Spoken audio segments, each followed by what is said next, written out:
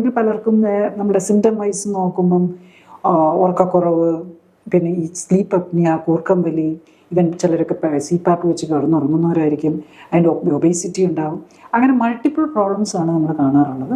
ആമവാദത്തിനൊപ്പം ഒബേസിറ്റിയും അതിൻ്റെ കൂടെ ഈ ഓസ്റ്റിയോ ആർത്രൈറ്റിസും കൂടെയുള്ള പേഷ്യൻറ്റും, ഇതിലങ്ങനെ മൾട്ടിപ്പിൾ രീതിയിലുള്ള പേഷ്യൻസിനെ കാണാറുണ്ടെന്നുള്ളതാണ്. അപ്പം ഇതിൻ്റെ എല്ലാത്തിൻ്റെയും ഇതെല്ലാം ജീവിതശൈലി രോഗങ്ങളുടെ വിഭാഗത്തിലാണ് വരുന്നത്.